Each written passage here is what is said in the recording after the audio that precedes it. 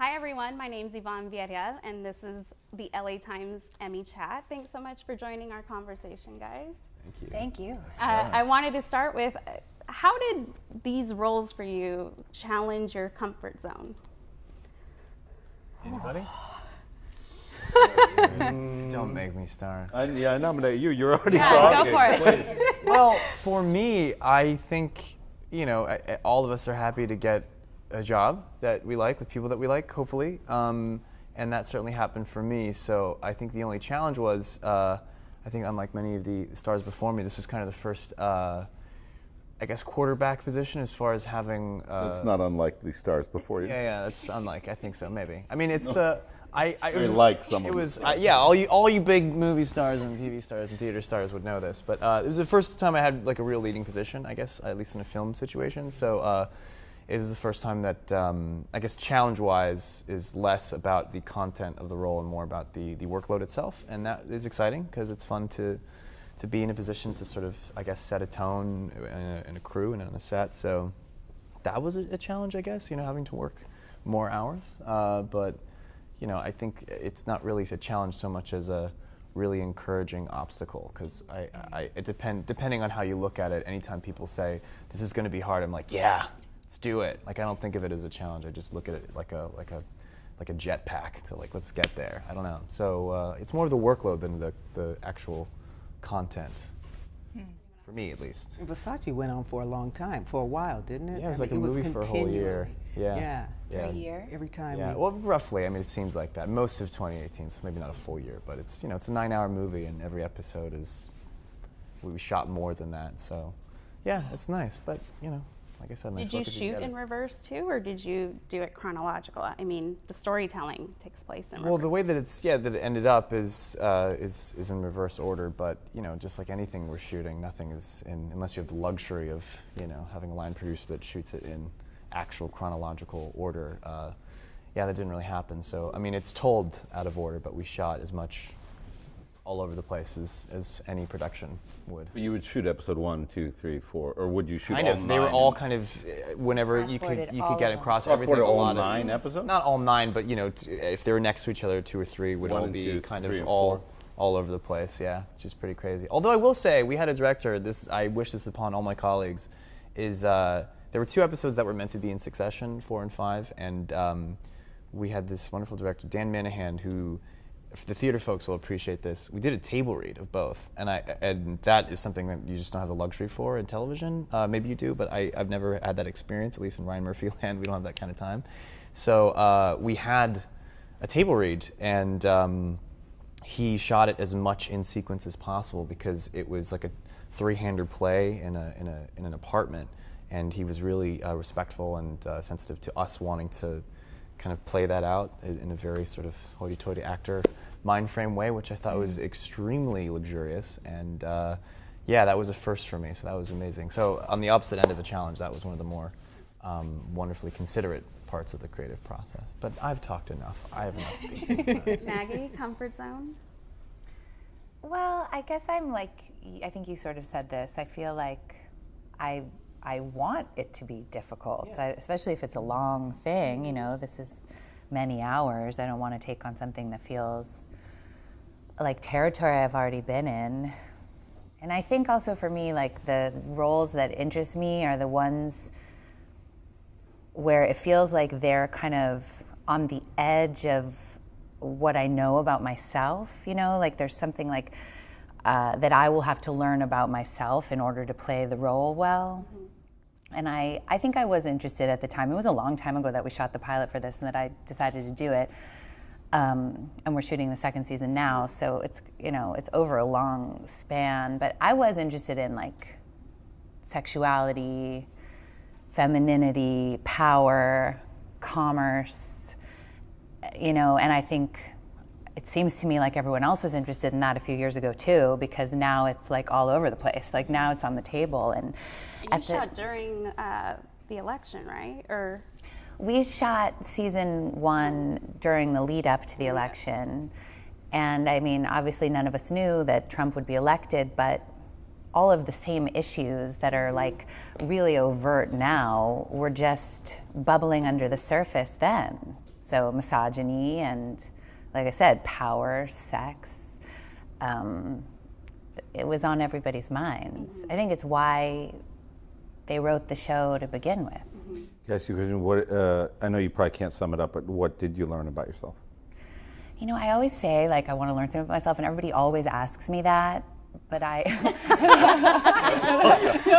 no, I just mean there you go. Thanks, David, for chiming in. I'm sure that you can relate to this, that, like, what I learned about myself isn't, like, and I learned that, you know, such and such a sentence, you know, whatever, but I kind of like... There's got to be something, though. I actually think you're deflecting the question. Okay. Because you don't want to get personal. No. You go, hold on, missing it. What? Okay.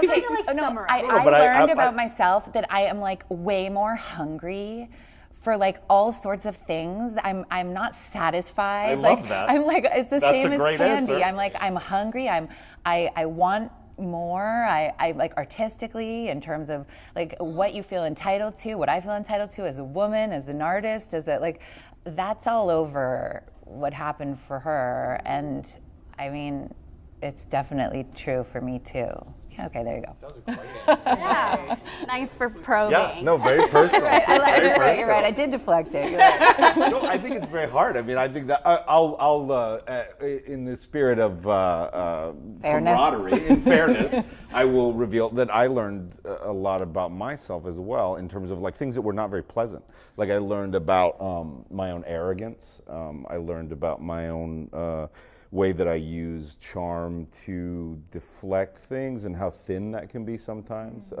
I learned about all these qualities of myself that are sort of weak covers that were necessary for the character and were kind of great to play, but I learned that they were not so difficult for me to play.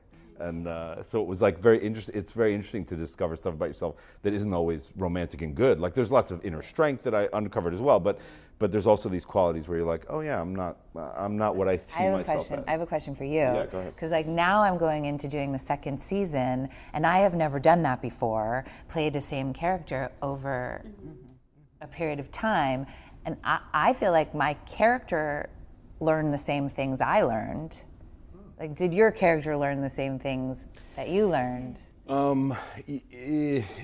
little bit, yeah. I mean, it's really interesting. It was the first time I'd ever done a second season of a show as well. So going into the second season, I was really nervous because the arc of him in the first season is so complete and perfect. Yeah. Like, he starts off such a jerk, and then he learns to live, and he saves the child that he could have saved. You know, he couldn't have saved with his own child, and he breathes again, and, like, he's alive, right? So it's like, and then you're like, go again. Well, no, so you're like, what do you do, right? Yeah. Because the construct of TV is like Gilligan's Island. Like, you always show up on the island in the red shirt. Like, so you're always the same guy. Like, you're, you know, or like Friends. Like, you're always like Friends, right?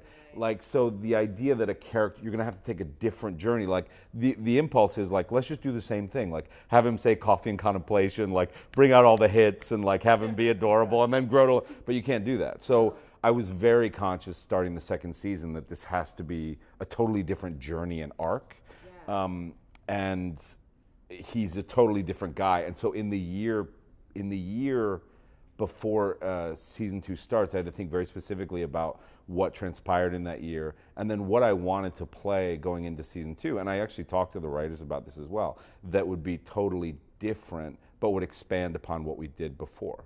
And also, like, I think that what's so interesting about characters, like him particularly, is, like, you know, in terms of his tragedy or what he deals with, he starts the first season 5 years out from the death of his daughter. So what interested me was less the death of his daughter and more the 5 years. Like, how does that person go to the supermarket? Like, how does that person just walk around town? They're not sad anymore. I mean, of course they're destroyed, but they have charm and wit and things like that. So in terms of saving Will and what that savior complex does to you in a year, and then how you can start season 2 in terms of that savior complex, was very interesting, and see the arc of that. But it's the same guy, but I had to make him very different. The work I had to do was very different going into season 2. I don't know if personally I sort of like my work more in season 1, but I do know that I was proud of myself for at least trying to do something very, very different in season 2 and not sticking to what I knew from season 1. Do you think you guys as writers, this is for everybody, I guess, writers are cognizant of that? Obviously, as an actor, if this is the first time you're going to a second season for something, are you in season 2? What season? We're about to start season 3. Started being 3, and then, you know, for all of us that have done multiple seasons of stuff, do you I mean, that as an actor, we're all like, man, I really hope we're not pulling out the same hits, or maybe enough of the hits, but, you know, in New York, do you find that those, I mean, are the brothers or any of the writers like very, like, okay, cool, you know, we're gonna do this, or do you find yourself in the driver's seat being like, look, like, we really would like it if we can do X, Y, and Z as opposed to 1, 2, and 3. Do you feel in control of that? Yeah, from all of you guys, because you're going on season 3. Well, the trick of our show too is it's not linear. Like, I play a character from 22 to 67, so I play all of these different. 4 hours of great. prosthetics is intense. It's so because I'm really the only actor on the show that does that. It's interesting. I mean, I would be curious. I know that, like, before we start each season, we sort of sit down and have, like, before we started actually the whole show, we sort of got a general, like, macro idea of the life of this family and what sort of happens, because the actors present day who play our children have to know, obviously, what happened in their lives as, like, kids and teenagers, because it fundamentally affects who they are and the choices that they make as they get older. So it's different. It's tricky. Do you guys like knowing where your character's going, or do you like to be surprised just as they would be surprised by whatever life events happen? I guess I like being surprised. Well, I have been, you know.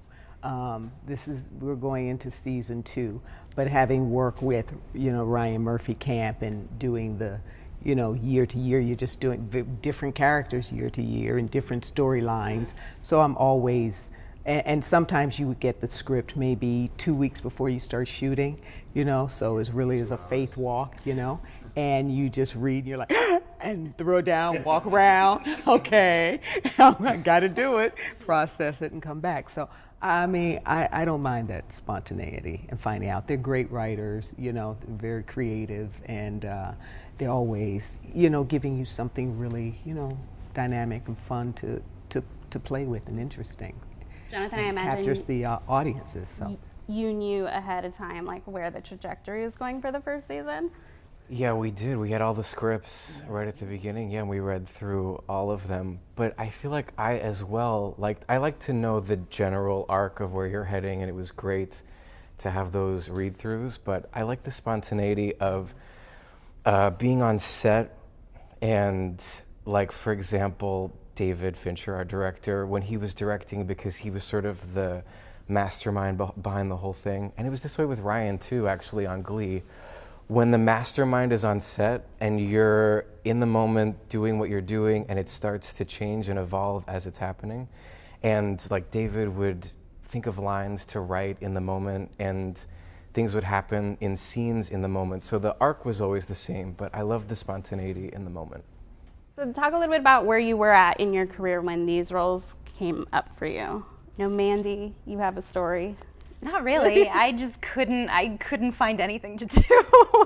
I had done like 3 failed pilots, and I was like, well, maybe this acting thing is not for me anymore. Mm-hmm. I've been doing this since I was 15. I'm 33 now, so I was like, it's been a good run. You know, maybe I go back to Florida where I grew up and go back to school or do music again or something. But it was like I just couldn't. I mean, you guys know as actors, it's like I couldn't find traction, and I was just anxiously waiting for someone to give me the opportunity to be an adult, to be a woman and not be a little kid anymore. And thank goodness for Dan Fogelman and for this opportunity. It's like I read the script and I was like, I am Rebecca. And I had no idea it was just a pilot, and it was like in the middle of like a weird time. It wasn't even pilot season, and you know, you only read the first episode. So I had no idea that this was like the matriarch of the family, and just like how big and momentous her story would sort of be. Did they offer it to you? Did he also see you as this part? I auditioned and I waited for like 6 weeks. I had known Dan Fogelman from this Disney movie Tangled that we had done together. He wrote it. So good. I was hoping you'd mention it. You're like, I wasn't working. I was like, well, I saw Tangled. It's excellent. Doing animated film That's is true. Exactly. it's very, very different work. But so we had known each other, but that was like, there was like a, you know, 6 years in between then. But yeah, I auditioned and just waited with my fingers crossed, and it all ended up coming to fruition. But yeah. So I think it's really interesting what comes to you when. Yeah. You know, like it's sort of trippy. I think it's a little trippy. I think like sometimes you're like, why am I calling to me all of these like divorced cops or something? And I'm like, I'm not into that. I don't want to play that, you know? And then then like out of that comes like someone who sees you, someone who's like, I actually think you should play a street hooker, you know, or whatever. And you're like, yes, I see, you see me. But really, I think it is interesting what comes to you at what moment, and life, also like whether you're able to go, okay, inside that is something where I can express something about the way I see the world. Yeah, that I haven't been given the opportunity before, or I've been like waiting for. Right. Absolutely. And being bold enough to be like, no to the other things, even if there isn't a lot of other work, you know? You're right. The thing that I keep saying about, I mean, being in company with all of you, we've all been very blessed to be part of really cool, you know, projects, and we've also been very lucky to work on a lot of cool things before, but for whatever reason, the alchemy of the moment and the people in your life kind of bring you to these particular peaks and valleys. And I keep, you're saying the opportunity thing, you know, I keep telling folks that I've known forever, like, actors are only as good as the moments we're given. I mean, we've been the same tools in the same toolbox for years, and you're like, use me, like, I'm here. And like, all these characters that we've played, you know, have been within us like our entire lives, and it's just a matter of somebody seeing you, and these kind of gatekeepers seeing past what's right in front of them, or what you had just done, or whatever superficial, you know, barriers you had in front. That, you know, it takes a certain kind of visionary to see past those things and give you these opportunities and pick you up at a toolbox and be like, how hard can we use this? And yeah, until somebody sees that, unless you're writing your own thing and auteuring your character and the piece as a whole, it's like you really do kind of have to wait and just pray that these things come to the Dan Fogelmans and the Ryan Murphys and the David Finchers and the Duffer Brothers, et cetera, et cetera, et cetera. So yeah, it's an amazing thing where you really feel like what am I going to do next? Like who's going to see me or see the next thing that I don't see? And I'm constantly just so overwhelmed with the like how little control I have over those kind of zeitgeist moments. And so I guess I don't know what I'm saying other than it's nice to be picked out of the I don't know that I agree with the idea that the characters are always within me or something, or that I'm just waiting to sort of, like, I don't think I could have played this guy before 4 years ago. Like, I don't think I was ready. I don't think I was, like, you know, the guy at all. Like, I think it sort of came at a point in my life when, you know, I was sort of ready to go to work in a different way. Like, I mean, I'm a lot older than you, so, like, I've been in lots of different phases of, in this business, I guess, like, if you call it a business or whatever, right? So it's like I've had periods of, like, where I felt pretty inspired and good about what I did, and then I've had periods of, like, true cynicism and just showing up and being like, whatever, just, like, saying lines and being awful in things. Like, I have work out there that's just awful. And so I think that in a certain, what? As long as you know it. I'm kidding. Everyone knows it. That's the fun of it. So I think that, like, that's sort of the alchemy or the kismet of it, is like, it sort of came to me in a place where I was so tired of being cynical. I was so tired of showing up to work in a crappy fashion that this thing sort of, it all sort of came together where it came to me, but also I was like, I'm gonna go to work in a different way. Like, I'm gonna actually invest in this in a way that I haven't in a long time with my kind of Hollywood supporting guy with a gun career. And so in that way, like, it couldn't have come for me. Had it come for me when I was 30 or something, I would have messed it up. I would have been. How? Huh? How would you have messed it up? I wouldn't have used the arrogance. I would have been arrogant about it.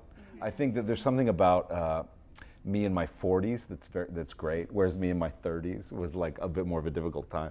I think I had a lot more ambition with a lot less to kind of show for it. Like, a lot less work behind what and sort of investment in what I wanted to do. I had a lot more feeling that, like, I deserved these sort of things. And I think as I've gotten older, it's like when they threw me this, I was like, oh, I'm going to actually work on this now, as Well, opposed but that, I was thinking about that recently because I've been working and thinking about like what it means to have a point of view. Yeah. Because like I also have like learned how to work as I've gotten older, how to prepare. Yeah, you you've know? developed your point of view too. Yes, and also that And your technique. I know I have to have a point of view, and I was watching a young actress who's totally will become very, very good and not have a point of view. Yeah. And you can't really do anything. Well, you know, it's not true. There is this kind of acting, and it especially happens with young women, I think, where you can just be emotional, respond to something else you're given. It's honest. It's honest. There's a beauty in it.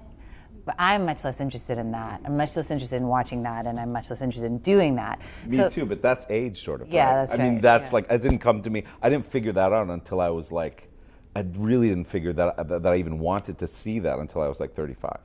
Yeah. Yeah, I think I was about 35 too. Well, yes, I think that's true. I was maybe like, 34, 35. I was making The Honorable Woman, and I was like, I have a point of view, and I don't want to fight anybody about it. This is my work, you know? And like, something really changed for me about that time. Do you mean like your take on the character? Like the choices you were making about, like, in the development process or in the moment? Yeah, like, what is the scene about for me? Like, how do you work? How do you sit by yourself and work? You have to learn your lines. I mean, I just don't understand when people come to work without their lines learned. I really don't. I just Yeah, I know, it's all right. get it. I mean, I understand that sometimes you're like really struggling and you got to just learn it as quick as you can, like the makeup trailer sometimes, but mostly you've got to You've do had that experience? Yeah, I've People had that. come- Well, I've had the experience also of like. Angela would not have that. No, everyone seems to. Yeah, but it's But I mean, interesting. like, you, how do you work? You learn your lines, and then what do you do? And I've recently figured out what you do is you go, what is this scene about? What is this scene about?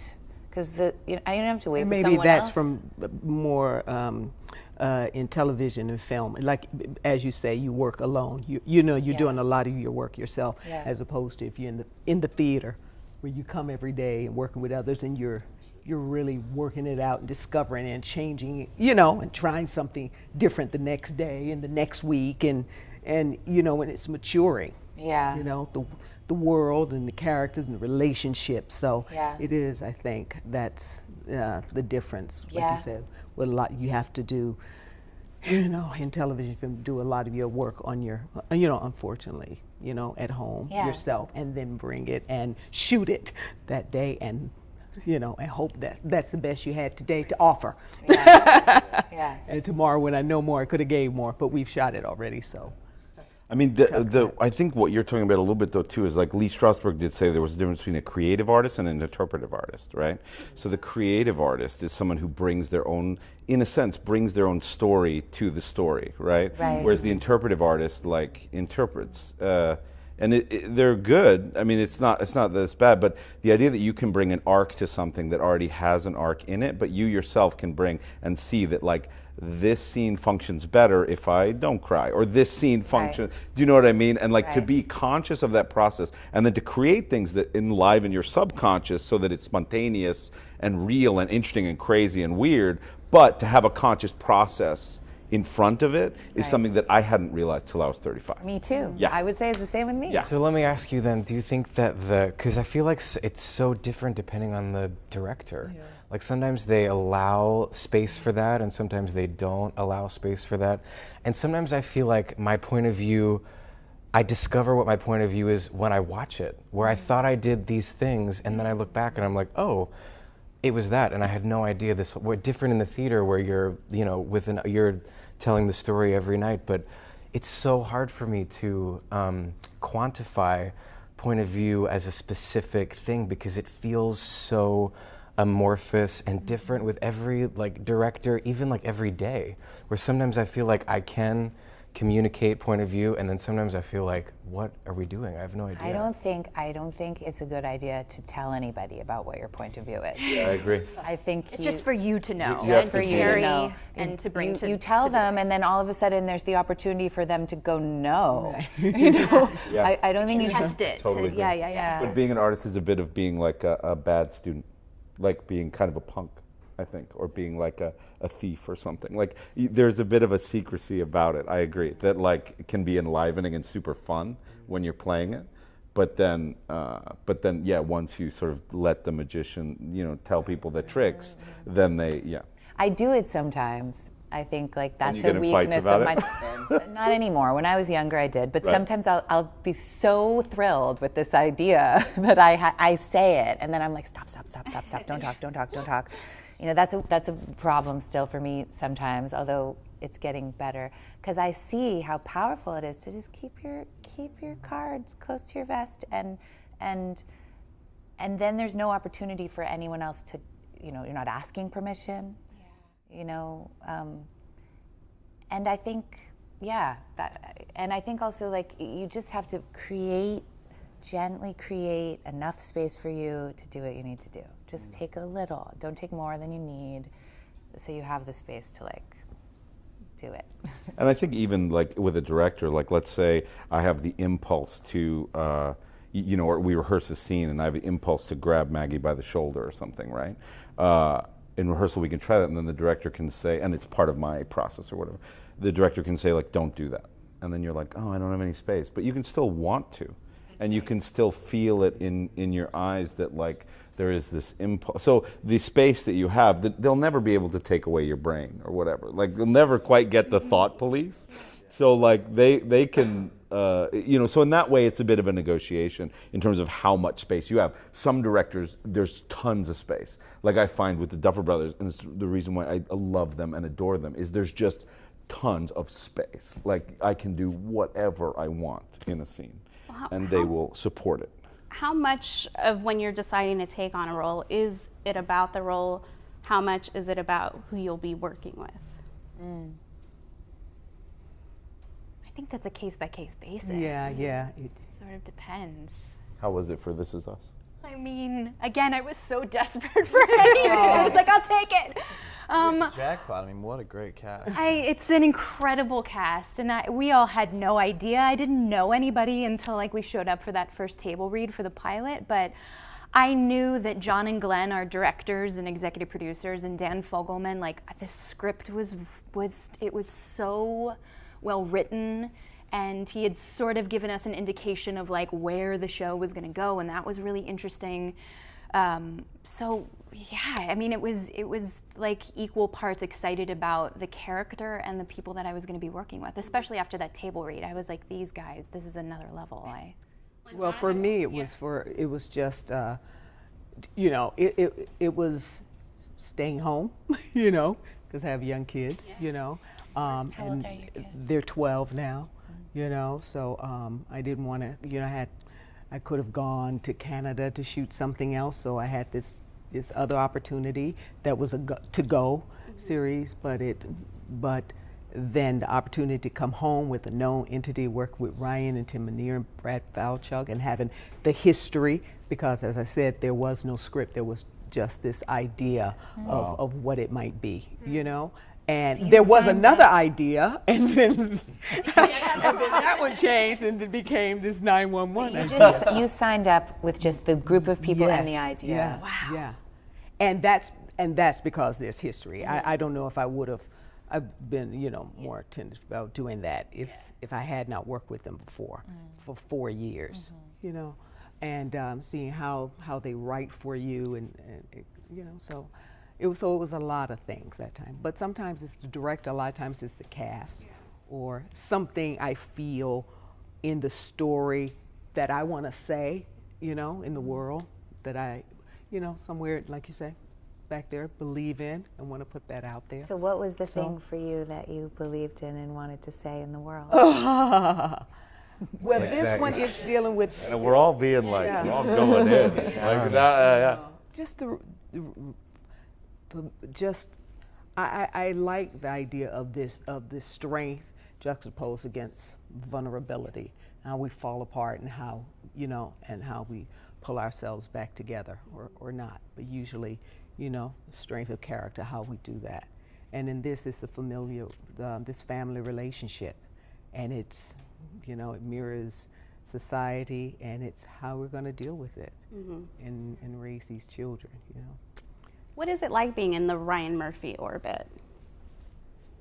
I feel like I fell ass backwards in like the most majestical wonderland ever. I mean, I guess my entire life I've always idolized these partnerships between certain creatives and their actors. You know, like if I could just be Sofia Coppola's Kirsten Dunst, if I could just be, you know, Tim Burton's Johnny Depp, et cetera, you go, that would be cool. And make a couple films and just be friends and make stuff. That's what it's all about. And life's what happens when you're busy doing other things. And I didn't realize that I had this Ryan Murphy thing. By the time I joined Glee, I mean, in my mind, this was the Nip Tuck guy. Oh, this is the guy that did Popular. This guy's like a big deal. I didn't know he had a whole like nexus of stuff to come. Yeah, it's an extraordinary camp. I mean, you have credibility walking into work. We're very fortunate because we're coming off the heels of an amazing first season of an incredible show from the OJ series. So yeah, you trust everything. Even when I'm, you know, going against my own impulse, I go, well, you know, I think these guys know what they're doing a little bit. I can fall into their safety net, hopefully, ideally. Yeah, it's I find myself becoming inarticulate with the amount of gratitude that I have for having the luxury of somebody like the Ryan Murphy camp. But I do want to parlay this into a question for David, because on the flip side of that, when you have people like the Duffer Brothers, who are now every fanboy and every fangirl not only knows their name, Netflix as an entity is now sort of, I mean, you know, your show is like a flagship of this now monstrous, you know, media, you know, source. So for you, you know, doing a lot of, you know, you've done a lot of TV, you've done a lot of theater, you've done a lot of stuff that, you know, didn't necessarily have a second season. When you said that was your first, second season, I was shocked. I was like, no way. That's crazy. So what I guess I want to ask is... Yeah, my career's been strewn with failure. Well, I mean, to be a part of, you know, you see, okay, it's Netflix, is that the streaming, okay, Duffer Brothers, who would they do, like a short film, a horror short film, you know, is there any part of you that's like, I don't know, man, like, or were you like, hell yeah? I have no idea. You think I have all these options? I don't know. I love that you have that image of me. I do. Oh my God, it's amazing. Well, don't dismantle it. No, sir. No, sir. I was like, I mean, I read the script. The script is amazing. Well, the pilot script was amazing. It was different than the one you saw, but it was an amazing script. And also, it was like a lead part in a Netflix show. Like I had just, I think, you know, been. I mean, I really hadn't worked in like 5 months. I think I'd been auditioning for a bunch of stuff and kind of that whole getting close phase or something, and then it would go to the other guy sort of thing. But I was, I was miserable. And so, I mean, this came along and I auditioned for it. They had known me from some other stuff I'd done, but I auditioned for it, and yeah, it, you know, it worked out. But I was thrilled, beyond thrilled, to like be a part of this thing. They had something called a lookbook, you know, along with the thing, and they had a fake trailer that they put together, which had like scenes from like Jaws and like E.T. and all these things. And there's something about that world that's just so fun, right? Yeah. And so like looking at all these old photos, and also something about me growing up, like, you know, I was born in '75, right? So in '83, I was 8 years old, and I remember going to see Raiders of the Lost Ark when I was with my grandma, who liked air conditioning in the theater. Just took me every week, and we saw it like 8 times together or something. Oh, so those guys too, like those leading men who I grew up with, which a little further back, 70s guys, more like Gene Hackman and Nick Nolte, but like Harrison Ford and like these guys who are like that trope of like scoundrels. The messed up scoundrelly dude who like with the heart of gold. Like I didn't want to play it that on the nose. I was very careful of that trope. Yeah, you're perfect. I know, right? But I've been in love with that trope for a long time, and I really wanted to invest and go a little more messed up with it. But yeah, I was thrilled when I read the thing. I was like, I didn't think I'd get it. I never thought I'd get it. And how did you find out? Like, how did it go? I waited, I auditioned for it, and I remember Carmen Cuba, you know Carmen Cuba? Oh, you should know Carmen Cuba. She's like the best casting director in the world. I turned to the camera. But no, she really is an amazing casting director. She had been interested in me to do this, but it's one of those things where you hear those things all the time. You're like, oh, they really want you for this. And then like nothing ever comes of it, right? So I went and I made a tape, and then I think they said that, I think they called me and they were like, they really like you, but they need to kind of convince Netflix because you're not a star, you know? And so I think there was like a week where I was like, you know, panicked on calling my agent every day saying like, call them, can you just call them and just tell them that like I can do this? And they were like, just leave it alone, they're gonna, I think it's gonna work out. And then I got a call like late at night saying like, you got it. And I was walking down the street. I was walking down the street, I picked up the phone, I was just like, you know, just that quiet. Like, Yeah. I was like, Oh, the sound went out of you. there's no like screaming, it was just Yeah, like, it's inverse it imploding. just felt so good. Yes. But then of great. course Your the breath like away. fear starts and that generates into an entire different thing. whole other But I challenge. remember, yeah, it was a very difficult process. I wasn't working at all. And then like I got this and I was like, oh God. I mean, but you wanted to, like, you read things and in your mind you go, yeah, this could totally be a hit. Like, we all hope for the best and We didn't think want it this to be a was hit. gonna But be a there's, hit. did you? I was going to say, no. the cliche question is, did you know? No. We really didn't know this was going to be a hit. I didn't think it would get, because when we're shooting it too, like there were so many days where you're down in Atlanta and you're all just hunkered down doing this thing and everybody's just like tired and everybody's like, it's not really working, like, you know. And I actually even like after right before it came out, I was doing a play in the park and I shaved my head into a mohawk because I didn't think we were going to get a second season. Like, because Netflix wasn't advertising it. I was like, I think they're burying it. Like, it's whatever. It's been the story of my career. It's those moments when people tap you on the back and they go like, your life's going to change. And then you're like, and it never does. Nothing happens. You're like, nothing ever comes of it. And it's been that way for like 15 years. So I was like, that's fine. Like, that's fine. I liked my career that I have. I can work plays. I can make a little bit of money in supporting roles. But then, so when it came out, we didn't think anyone was going to watch it. And then, yeah, it exploded. But it was different. What has fascinated, Jonathan, this should go to you first. What has fascinated you about the world you were inhabiting with this character? Oh, God, okay. Serial killers are pretty fascinating. And what's weird, though, is that what fascinated me even more than the real-life stories of the serial killers was the psychology of how to talk to people and how to get them to open up. And the whole show is basically, it is about serial killers and the FBI in the late 70s, but there's no action. And it's all just people in rooms talking. And one of the things that drew me to it initially was the scenes felt like scenes from a play because they were 10 pages long and incredibly psychological. And so learning how to mirror people, learning how to ask the right questions, and just the psychology of getting people to open up was really interesting to me. And then how that kind of affects the characters in their real lives. Like the character that I play sort of starts as a Mormon and then ends up like becoming like quite intense and good at speaking to degenerates. And then what does that mean? Mm-hmm. How about working with Fincher? Please share what that was like. God, I'm like obsessed with him. It was amazing. To me, he's always the smartest person in any room, in my opinion. I'm sure in a lot of people's opinions.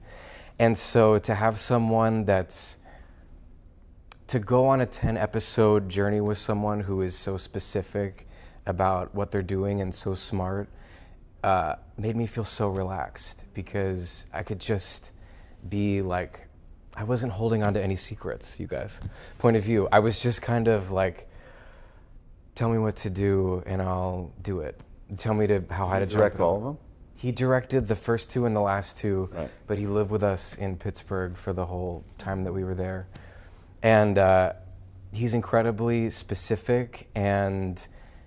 Did he find your tics? Yeah. Yeah. That, I guess, the hardest, to answer the first question, the first thing that came to my mind when you asked that, is that when we were sitting in the room doing rehearsals, he said, this character is not charming, this character, in the beginning, doesn't know how to relate to people, doesn't know how to be charming, and all you ever do is smile. I'm gonna smile right now as I'm saying it. And I'm not gonna let you, Jonathan, smile as this character for the entire season. And I was like, okay, really? Yeah. And I thought it sort of seemed like kind of a funny joke thing that he was saying in the beginning. And then as we got to working on the thing, it would be like, okay, and we're rolling, and Jonathan stopped smiling, and you're still smiling, you're still smiling, okay, and action. And he picked this thing that sort of what you were saying about Candy, about learning about yourself. And he does it with crew members and writers and the other directors on our show and all the actors on our show. He's just so smart. He's able to like zero in on the thing. And that was the thing with me. And for my driver's license picture, I did not smile. I told him yesterday. I was like, hey man, I didn't smile for my driver's license. So it's a, but learning how like, you're saying what you were saying, David, about charming. Use to yeah, navigate in the world. To sort of like take off the edges. What you were saying about being charming, like using charm to diffuse situations and not being necessarily real or honest in things. That sort of starts to change a little bit in my real life because of the work that we were doing on the show, and just even like playing like the girl that plays my girlfriend Hannah, having to play a romantic scene without smiling was a whole like, oh, how do I? He just sort of sent me on this like puzzle that I had to solve of like, how do I do all of these things and hold on to this thing at the same time, which is such a small technical thing. But I have a question related to that. I mean, and especially for you, because you have a family, right? Yes. So when you work very intensely on something, does it? How do you keep that out of your family life, and how does that affect your family life if it does? Or, I mean, are there boundaries that you set that are very clear? Or? Well, none of the roles have been like so intense, you know, to that degree. But a lot of times, I mean, the hours are long. I mean, you know, you're in the house, you're breathing the same air, and you don't get to see them. But I do get a little. I just do what I have to do and need to do, and it might be pulling away a little bit selfish. But I talk to them, you know, when I'm free, and I talk to them. I take them, we go, we do, or I explain that I'm passionate about this, and that's what I want for them in their lives, to find something that they're passionate about as well, and to be fulfilled. So I stress that.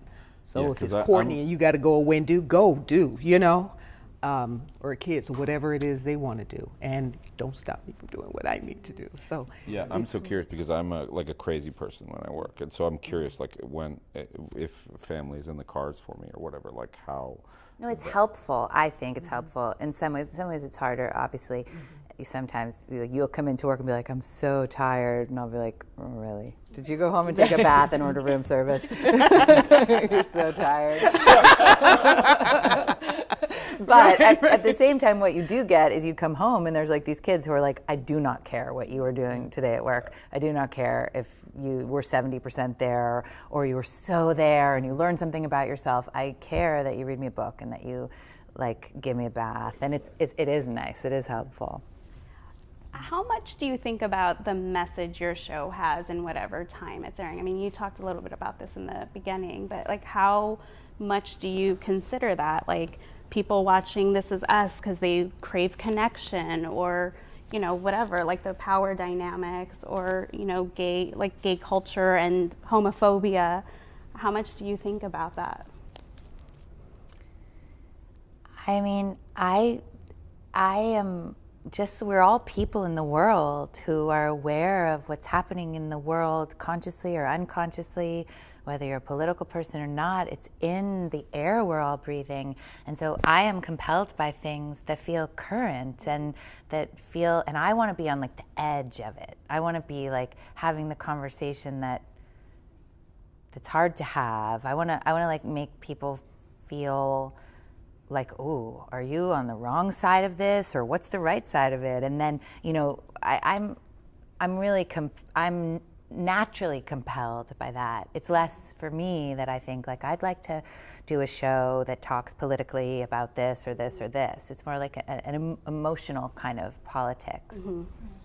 Darren, you want to answer that? Well, I mean, drama is conflict, right? So like, you know, struggle is always in vogue. So people who watch anything, regardless if it's a certain time period about a specific thing or something that exists in a fantastical world or something that's very real or something that's very intense, I think when you boil everything down to their common denominators of people struggling or people trying to overcome something, I mean, it doesn't matter where you're at in your own life, whether it be politically, personally, theologically, people find ways of inserting their own narratives into that of fictional or non-fictional characters in storytelling in the media. And so I guess regardless of what frame is around it, be it this particular story from our show or any of the other stories that we're telling, I think it always is going to strike a chord. It's like the same way when you hear, you know, that love song from that when you were a teenager, and you're always going to contextualize your own story to that song, even though the song might not necessarily hit exactly what you were going through. You find a way to connect your narrative to it in the same way that I feel, and I hope, maybe this is delusions of grandeur, maybe being overly romantic about it, but I feel like no matter what place and time people are experiencing things, there's enough common denominators about all the struggle that exists in all the stories that we're telling that you know, will hopefully speak to people. I mean, unfortunately, you know, conflict is always gonna be fashionable. Unfortunately, but also fortunately, because it means we're getting through stuff. Well, final question to end things. Are there roles that haven't come your way that you hope to, or have you found that since doing this role, you're getting the types of roles that you've been wanting to see land on your plate? Mandy. What? This is Mandy, we're all looking at you. Look into the camera and tell What are the you world. doing next? Yeah. No, I'm very fulfilled right now. I would be happy to have this job for the next like 5 years. I feel like, because again, the sort of way that the storytelling goes, the fact that I'm able to jump around from decade to decade, and I get to sing on the show, like there's so many parts of me and my professional life that I'm able to sort of infuse in it, and it's the best job I've ever had. So I'm happy. Do you guys find that when you get known in certain circles for doing something, then you just get offered that thing all the time? All the time. All the time. So if like doing musicals, then you get offered musicals, or if you're playing gay, then you get offered gay stuff, or if you're an FBI agent. That's been my experience, where it's not been like, well, you can do everything. Yeah. People like Fincher, Boss lady, FBI agent. say he's like the smartest man in the room, but I wonder if it's, I mean, I believe he probably isn't the smartest man in the room, but also it's this other quality that I think really excellent directors have.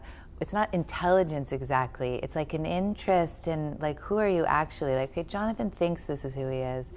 I know that I'm seeing some other thing in there that I would like to see him do. So then there's those people like that come and get you, and they don't ask you to do the King and Hamilton over and over and over and over again. They ask you to do something totally right for you, but that you never would have expected. Totally. That's what I was saying earlier about those people that can see you, that sees the tools in the box and go, okay, you know, we've been maneuvering you this way, and well, I would like someone to see me sick and demented. yeah. Well, because on the sick and demented role.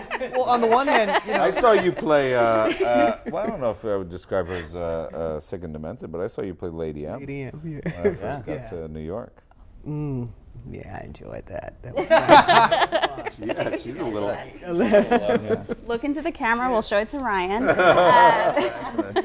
Well, thanks so much for taking part in this conversation. It was really fun. Thank you, guys. Thank you. Thank you.